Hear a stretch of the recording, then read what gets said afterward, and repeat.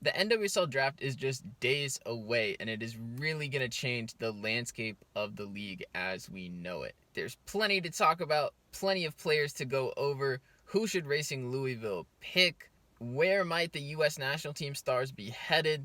All that and more is going to come in this preview, so stay tuned on Pitchside with Parker.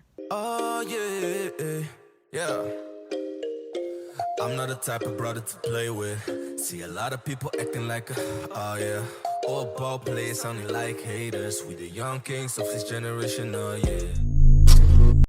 What's up, y'all? Welcome back. Pitchside with Parker here for a preview of the NWSL Expansion Draft 2020. Now, for those of you who are not subscribed, might be new around here, I do make a lot of NWSL and WSL videos.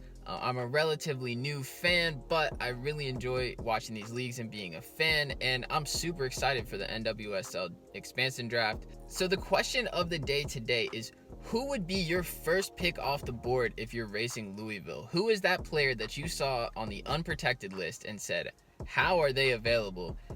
Racing Louisville has absolutely got to pick them. Let me know in the comments. I'll be getting to the players I think a little bit later in the video, and we'll go over those lists and everything. But let me know right now who would be your number one pick off the board. I'm really curious to hear what you think.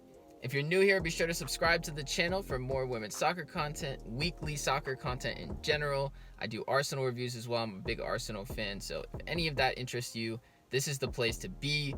My goal is 250 subscribers by the end of the year, and we are over halfway there, so keep that number ticking upward, and I would really appreciate it. Be sure to drop a like on this video as well, as that will certainly help more people see it, help the channel grow.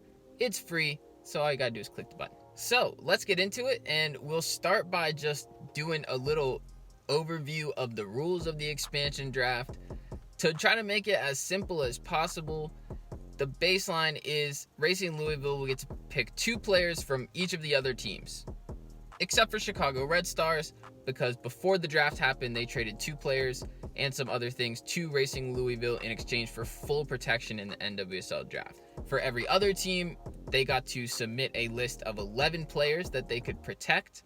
They could protect up to 2 U.S. national team players. So everybody else is on the board. If a team did not protect them, Racing Louisville can pick them, and they'll get a maximum of 2 players from each team, but they only get 1 if they choose the team's U.S. national team player. And there's an extra special rule that's kind of been built in as well to change some of the incentives, which is that for each U.S. national team slot that Racing Louisville decides not to use, they will be awarded $75,000 in allocation money. While they could pick up to 2 U.S. women's national team players, they could also choose 0 and they would get $150K, or they could pick 1 and they would get $75,000. So that's pretty much the basics of how it works, and let's start taking a look at the list of which players are available for Racing Louisville. I'll start with some of the bigger names and go over which U.S. national team players have not been protected. So these are the potential national team players that Racing Louisville could select in the upcoming draft. So the list of U.S. national team players is as follows. You got Ashlyn Harris, Ali Krieger, Adriana Franch, Tobin Heath, Christen Press, Becky Sauerbrunn, Megan Rapinoe, and Carly Lloyd. Now, the pattern you might notice with a lot of these players is that they're kind of more aging players, and players also who are overseas right now.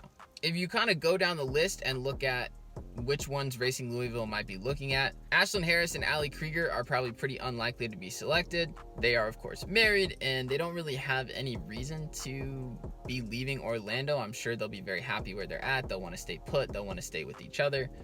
So I find it unlikely that Racing Louisville would pick either of them. And then when you look at the likes of Becky Sauerbrunn, Megan Rapinoe, Carly Lloyd, these are players that don't really have a lot of years left in them, maybe.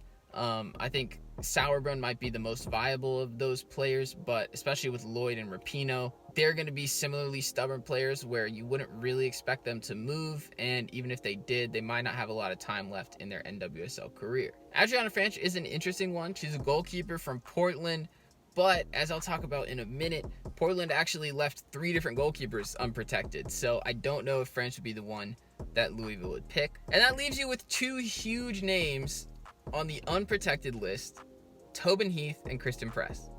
And I think this surprised a lot of people because obviously they are the two players on this list who really are still in the prime of their career, who've had a ton of international experience. Attacking players for sure of that quality are very hard to come by. But the message that this is sending from Portland Thorns and Utah Royals is that we dare you to pick them. We'll take our $75K if you want to, and go ahead, do it. Because the likelihood is that neither of these players will really want to play for Racing Louisville. The rumor that's been thrown about a lot, especially with Christen Press, is that she will eventually want to move to Angel City FC, who comes into the league the year after next. And so that would leave Racing Louisville with like 1 year potentially with these players, and there's no guarantee that they would even play. They could both also choose to stay at Manchester United. And then in that case, Racing Louisville would still have the rights to those players. They could trade them, and potentially another rumor that's thrown about is if they were to get the rights to those players, maybe use them in a trade to get Rose Lavelle, because Rose Lavelle is from Cincinnati, which is pretty close to Louisville. She could be a very marketable player to build around. So those two players are definitely on the board, but it would be a huge, huge risk going for them, knowing that there's a potential that if you pick both of them in the draft, you might not actually ever see either one of them play a game for Racing Louisville. And in that case, then you've wasted the chance to get that $150,000 in allocation money. So why is the allocation money such a big deal, you might be wondering? It took me a while to figure this out. I had to kind of scour through the rules and through Reddit and try to figure out exactly why this was such a big deal. But in the upcoming college draft, which Louisville will have the #1 pick in, there's a really world-class talent, Catarina Macario. I mentioned her in a couple videos ago in one of them, but she is an outstanding player, Brazilian American.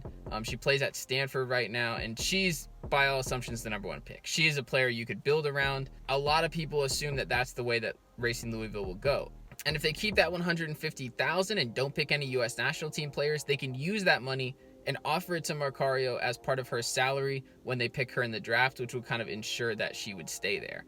So that's essentially the toss-up that you're going for. Do you pick huge players like Press and Heath and either try to trade them or market them, or maybe hope that they can play some games for Racing Louisville? Or do you try to build around a young college player who does not have the same profile, but you could really seriously build a team around and build for the future? Definitely let me know what your thoughts are about that in the comments. I'm a little conflicted of what I would do if I was Racing Louisville. I mean, I think a lot of it really comes down to the marketing value of these players, because the $75K per player that you'd be giving up to acquire the rights to Heath and Press, I think you would make that back easily a couple times over without them even playing a game, just from pure marketing value and brand exposure and jersey sales and whatever else, right? And then the fact added on to that you could then just trade them for other players potentially, or at least for some money when Angel City does come into the league, if they're really interested in getting Christen Press.